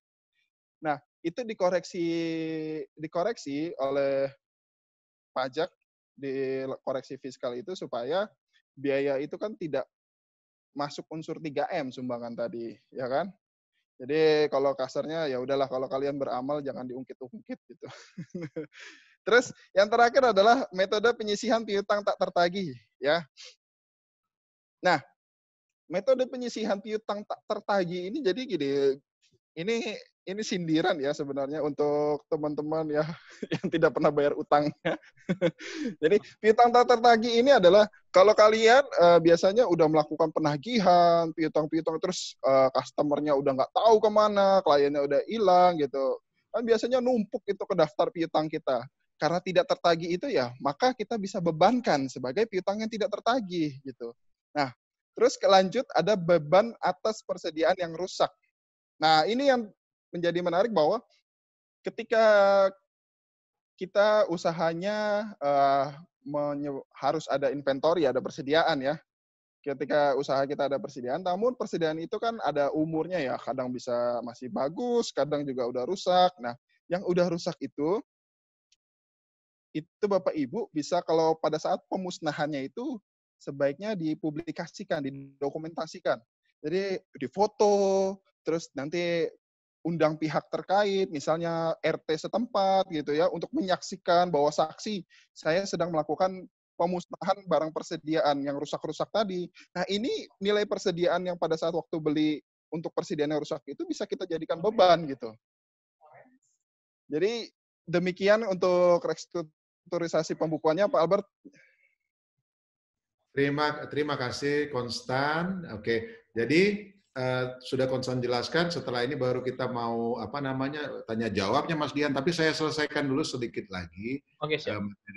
Ya finishingnya adalah di sini bahwa kita sendiri sebenarnya sering tuh ngadain acara ya, ngobrol-ngobrol pajak. Silakan aja ada di Anchor dan di YouTube kita. YouTube kita namanya ini nih Taxvisory. Sorry. Taxvisory bacanya Taxvisory. Kita selalu ada episode-episode. Kemudian kita ada di sini. Nah, ini Anchor salah satu contohnya. Ini ada perencanaan pajak juga di belajar. Jadi kita komunikasi melalui media-media seperti ini. Kalau ada yang mau tahu, saya mau itu doang sih ngasih tahu. Misalnya contohnya gini, kita sendiri, Mas, kami ini sering ngadain workshop ya. Workshop juga kita ngadain. Ini tadi saya sudah kasih video tentang kami, siapa kami. Mungkin saya cuma mau nampilin sedikit aja, teman-teman nanti kalau pengen tahu siapa kami selanjutnya, bahwa kami itu ada di perhatian kami memang besar terhadap perpajakan di Indonesia ya, nanti bisa lihat di sini aja. Oke, ini kami ada di sini, namanya Taxvisory. Nah, taxvisory.co.id, inilah website kami, ya. Kami kemarin ada buku untuk notaris saya buat, kemudian ini kita ada. Yang terakhir ini episode sudah episode 4, ini tinggal diklik aja. Nah, ini saya, kalau nggak salah. Ini Ivan, ini saya, yang kiri, yang tengah Ivan, ya, cukup paling tampan di antara kami, dan ini Konstan, ya, paling muda di antara kami. Oke, itu saja mungkin dari saya, jadi saya serahkan lagi ke Mas Dihan untuk sesi selanjutnya. Oke, terima kasih Pak Albert dan Pak Konstan tadi sudah memberikan materinya yang sangat-sangat bermanfaat tadi mengenai pajak. Oke, sekarang kita akan membuka sesi tanya jawab dan sudah ada 2 orang yang bertanya. Yang pertama bertanya adalah Bapak Mahdi. Saya ingin mendapat pencerahan terkait upah saya saat ini. Di tengah pandemi COVID-19 saat ini, pemerintah Menkyu mengeluarkan kebijakan keringanan atau penghapusan sementara PPh 21 bagi pekerja yang memiliki penghasilan di bawah 16 juta atau tidak lebih dari 200 juta setahun. Namun di saat bersamaan perusahaan mengeluarkan kebijakan penurunan atau pengurangan upah sebesar 10%, upah saya sebesar 17.500.000 dan tidak dapat menikmati program penghapusan PPh 21. Namun adanya kebijakan pengurangan upah 10%, penghasilan saya berkurang dan menjadi di bawah 16 juta per bulannya atau kurang dari 200 juta per tahunnya.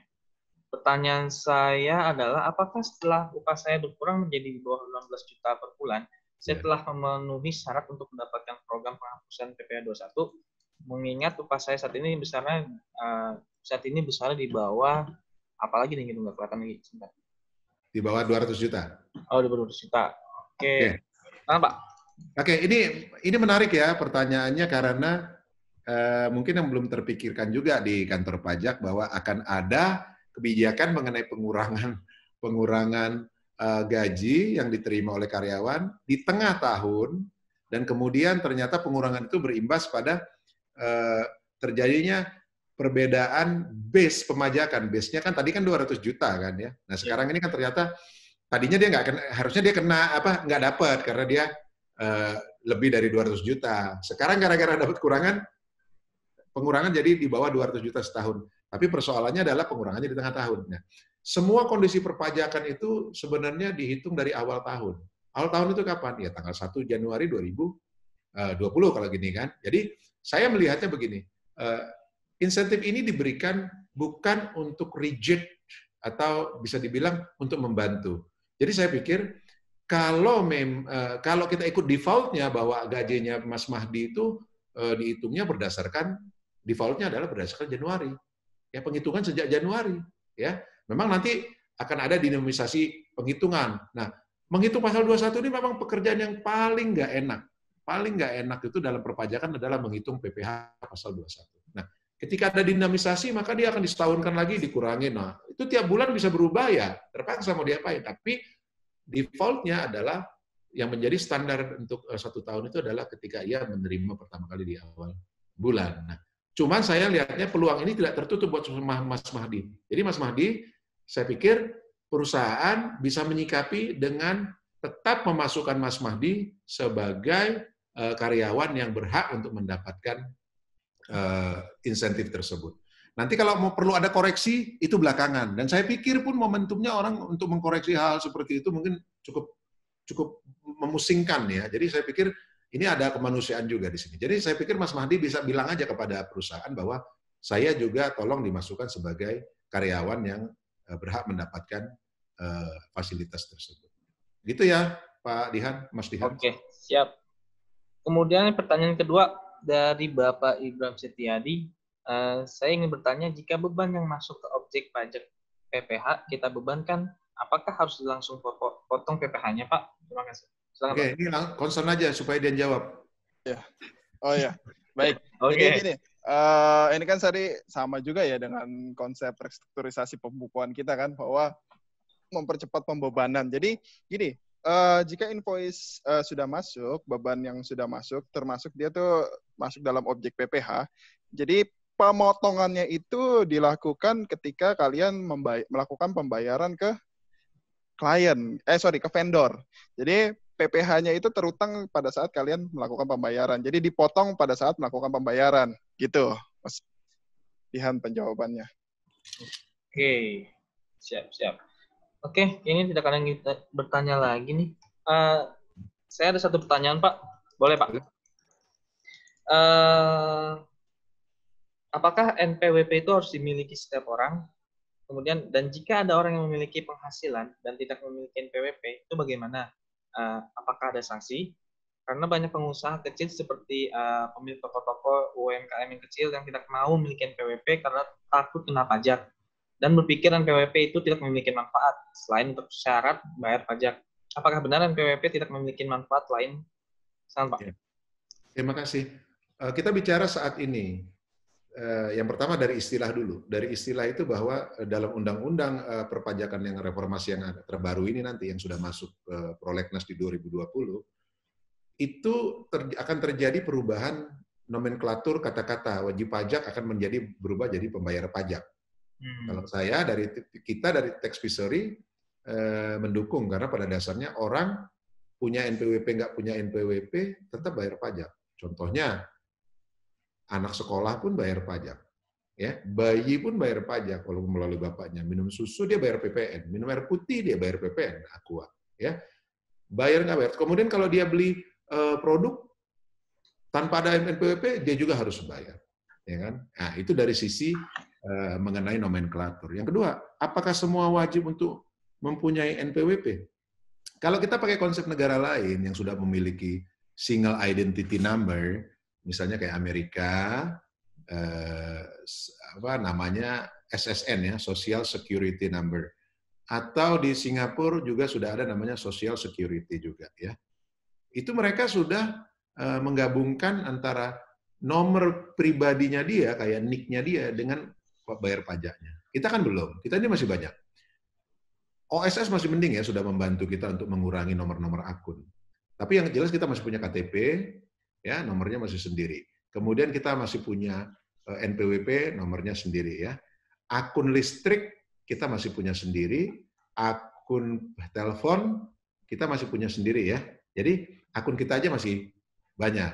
Memang kita dulu udah tahun 2004 pernah pajak itu sudah menginisiasi dia mau tiru namanya single identity number ya, bukannya social security, tapi single identity di mana nanti nomor itu akan menjadi identitas termasuk bayar pajak. Mungkin karena namanya single identity itu, single identity number itu kan kalau disingkat jadi SIN ya, SIN, makanya nggak jadi ya, SIN sih berdosa ya. Terus apa gunanya kalau punya NPWP? Memang NPWP adalah alat untuk melakukan administrasi perpajakan. Persoalannya undang-undang saat ini, ketika seseorang itu setelah memenuhi syarat sebagai subjek dan objek pajak, nah, itu maka dia bisa mundur 5 tahun ke belakang. Contoh yang dimaksud subjek pajak adalah kalau saya ini warga negara Indonesia, otomatis saya syarat subjeknya saya sudah dapat. Syarat objeknya saya apa? Punya penghasilan. Nah, kalau saya nggak punya penghasilan, ya nggak bisa. Saya nggak bisa punya NPWP. Mestinya begitu ya. Jadi karena syarat saya satu tidak terpenuhi. Nah, itu syarat subjeknya. Syarat subjek yang seperti apa yang tidak bisa dapat NPWP? Contohnya, saya itu orang asing. Let's say saya ini orang Spanish ya, memang mirip katanya. Jadi saya orang Spanish, pinggiran, saya ke Indonesia. Saya tinggal di Indonesia dalam 12 bulan. Dalam 12 bulan itu hanya 6 bulan. Maka saya tidak wajib punya NPWP. Karena saya tidak memenuhi untuk syarat subjektif saya. Saya adalah orang asing, bukan orang Indonesia. Jadi saya tidak memenuhi. Even saya punya penghasilan sebulan lebih dari PTKP namanya. Penghasilan tidak kena pajak kita 4,5 juta. Ya kan? Nah, tapi kalau saya sudah lebih dari 365 hari di Indonesia, saya orang asing, 360 hari, saya juga punya penghasilan di atas 4,5 juta sebulan, maka saya wajib. Nah, kasus di orang Indonesia, saya sudah punya penghasilan di atas PTKP. Contoh saya karyawan sudah punya penghasilan 3 tahun lalu, penghasilan saya di kantor swasta, itu gaji saya sudah, let's say di daerah ya, di daerah saya sudah 5 juta dari 3 tahun lalu. Terus saya baru punya NPWP tahun ini. Nah ketemu orang pajak, loh ini kamu ini dari dulu udah punya udah wajib pajak karena udah kamu orang Indonesia sudah memenuhi syarat subjek, penghasilannya sudah lewat PTKP ya kan sejak 2017 let's say 2017 sampai 2018-19 Anda sudah punya penghasilan di atas PTKP. PTKP kan 4,5 juta sebulan sejak 2016. Berarti Anda sudah bayar pajak, ditarik mundur bisa. Sama juga seperti PPN. Kalau dia nggak punya NPWP, dia sudah sampai 4,8 miliar usahanya, bikinnya misalnya lintingan rokok, perusahaan-perusahaan di Kudus itu banyak sekali perusahaan, omsetnya besar-besar, tapi nggak tahu pajak. Nah dia 3 tahun lalu sudah omsetnya memenuhi sebagai PKP. Ya dia akan dikenakan namanya NPWP jabatan, PKP jabatan. Kapan pajaknya dihitung? Sejak dia memenuhi sebagai memenuhi syarat untuk dikukuhkan sebagai PKP. Itu sanksinya cukup berat ya, gitu ya Mas.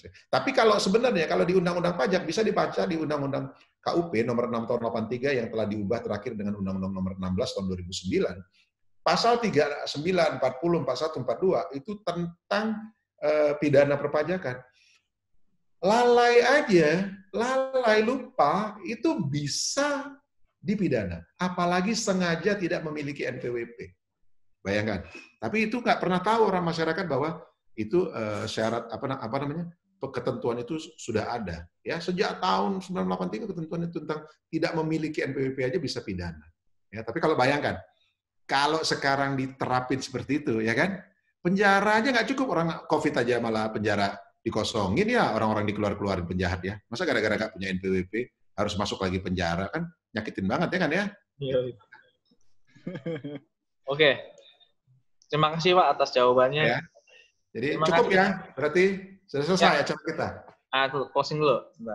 Ya, closing. Oke, terima kasih untuk rekan-rekan yang sudah bertanya. Semoga jawabannya telah diberikan oleh Bapak Albert dan Pak Konstan dapat bermanfaat untuk rekan-rekan semua. Saya ingin memberikan kesimpulan dari materi yang disampaikan oleh Pak Albert, yaitu yang pertama, insentif pajak yang terbit selama pandemi COVID-19, yaitu ada Perpu nomor 1 tahun 2020, PP nomor 23 tahun 2020, PMK nomor 44 tahun 2020, pasal 6 sampai pasal 10 Perpu 1 tahun 2020, pasal 23 PP nomor 20 tahun 2020, pasal 2, pasal 5, pasal 9, pasal 10, pasal 14, PMK nomor 44 tahun 2020. Dan kemudian ada insentif PPh pasal 21, ada yang kedua insentif PPh final 0,5%, yang ketiga insentif PPh pasal 22 impor, yang keempat insentif PPh pasal 25, lalu yang terakhir insentif PPN. Kemudian tax planning pemulihan usaha pasca COVID-19. Ada restrukturisasi pembukuan, spin-off, merger dan akuisisi, remanajemen SDM. Untuk restrukturisasi pembukuan terdiri dari analisa laporan keuangan, penentuan metode penyusutan, mengoptimalkan pengkreditan pajak, mempercepat pembebanan biaya, biaya entertainment dan biaya promosi, metode penyisihan piutang tak tertagih dan beban atas persediaan yang rusak. Oke, itu tadi kesimpulan yang dapat saya sampaikan. Ada yang nanya tuh. Ada lagi? Ada yang nanya lagi. Ada lagi ya? Ya ini saya kasih tahu aja Mas Dihan. Ya. Kita kalau ngadain acara seperti ini biasanya per peserta 2,5 juta. Ini cuma kita lagi mau amal aja, makanya digratisin. Oke. Gimana nih Pak? Mau jawab lagi nggak Pak? Pertanyaan terakhir nih Pak dari Bu Erin. Ya, yang mau punya usaha juga boleh nanya di sini ya. Ya mungkin ada yang pengen punya usaha kecantikan, salon apa-apa gitu ya. Oke, ini pertanyaan terakhir ya. Dan jika ada pertanyaan lagi itu tidak saya tanyakan. Ini pertanyaan terakhir dari Bu Erin. Saya mau bertanya terkait untuk OP apabila pendapatan orang pribadi lebih dari 4,8, apakah juga harus PKP dan yang termasuk pendapatan dalam 4,8 tersebut termasuk pendapatan sewa dan pendapatan lain-lain, Pak? Oke, Konstan mau jawab apa aku yang jawab? Abang lah. Oke. Jadi yang lebih expert ya. Ya, yang namanya penghasilan itu satu orang bisa dapatin banyak penghasilan, benar ya? Nah, kalau dia sudah dikenakan dari kegiatan ke karyawan, misalnya dia jadi direksi 3 perusahaan, dia tidak bisa PKP karena dia hasilnya bukan dari kegiatan berusaha, dia dari karyawan. Mau dia dapat 4,8 miliar juga nggak usah PKP. Tapi ketika kita berusaha, dia karyawan, dia punya usaha bebas, punya kafe sampai 5 miliar setahun, dia wajib untuk mendaftarkan diri menjadi PKP. Kalau nggak mendaftarkan secara sukarela, maka bisa dilakukan secara pemaksaan oleh KPP, namanya Jabatan. Pemberian secara jabatan. Itu namanya pemberian secara jabatan, ya. Jadi PKP ini diberikan tidak hanya kepada badan usaha, baik PT, CV, tidak. Bahkan firma pun bisa kena jadi PKP sepanjang dia sudah 4,8 miliar setahun. Ya. Hitungan setahun itu bukan berarti penuh dulu 12 bulan saya wajib PKP. Enggak. Januari saya buka usaha. Di bulan Agustus saya sudah hit 4,8. Bulan depan saya sudah harus PKP. Ya, itu yang pertama. Yang kedua, orang pribadi. Orang pribadi bisa nggak punya PKP? Ya wajib, sama. Karena ini yang dilihat dari omset kegiatan usaha. Sepanjang dia bukan karyawan, tadi saya bilang. Ya. Nah, kemudian kalau saya sudah jadi PKP, apa yang harus menjadi kewajiban saya? Memang tiap bulan harus melapor. Kalau nggak melapor, SPT-nya walaupun dia nol nihil, ya artinya harus dikasih tahu bahwa kita harus melapor. Nanti kita kena 500.000 per bulan. Lumayan, nggak ada transaksi 500.000 per bulan. Nah, ini saya kasih contoh beberapa kasus di profesi ya, yang walaupun bukan kegiatan usaha yang umum kayak perdagangan, banyak juga contoh lawyer. Lawyer bisa jadi ini nggak? Jadi punya PKP nggak? Bisa. Konsultan pajak bisa. Notaris bisa. Semua profesi seperti itu bisa jadi PKP, pengusaha kena pajak.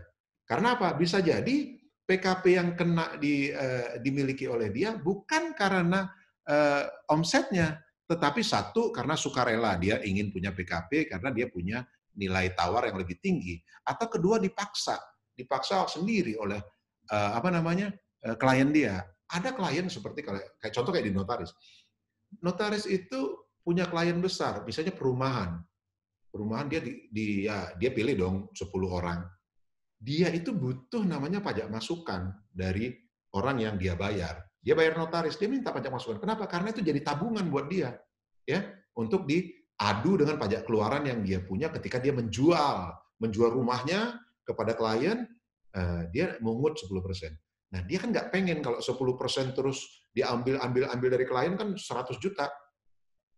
Berat bagi dia bayar. Tapi, oh ya, kemarin aku pakai jasa notaris itu loh. Berapa pakai jasa? 50 juta tuh dari transaksi, aku bayar dia 500 juta, aku dapat dari dia dong 50 juta. Contohnya kayak gitu kan. Jadi diadu sama dia. Daripada dia bayar 100, dia bayar 100 dikurang 50. Jadilah dia bayar cuma 50 juta. Ringan buat dia. Nah, itulah konsep dari namanya PKP yang dapat menerbitkan pajak keluaran dan pajak masukan. PKP itu pengusaha kena pajak namanya. Ya, begitu Mas. Oke. Aduh, ini ada pertanyaan satu lagi Pak. Kayaknya waktunya sudah terlalu mepet. Dicas aja nggak apa-apa, boleh. Dicas aja. Mohon maaf Pak Ibram, mestinya nggak saya tanyakan dulu karena waktu sudah terlalu lama nih, selalu mepet. Mungkin untuk pertanyaan ini bisa langsung tanyakan oleh Pak Albert melalui text message. Oke. Untuk kolaborator kali ini akan kami share ke YouTube dan podcast Kolabora. Jangan lupa untuk subscribe YouTube Kolabora dan jangan lupa untuk follow akun Instagram Kolabora. Saya di Hasaga Hermawan akan selaku host akan mengakhiri kolaborator kali ini. Kami mengucapkan terima kasih kepada Bapak Albert dan Pak Konstan yang telah meluangkan waktunya untuk menjadi narasumber pada hari ini, Pak. Begitu juga untuk rekan-rekan semua, kami mengucapkan terima kasih karena telah ikut berpartisipasi. Semoga kolaborator kali ini dapat membawa manfaat untuk kita semua. Sampai jumpa di kolaborator selanjutnya. Sampai jumpa. Terima kasih semuanya.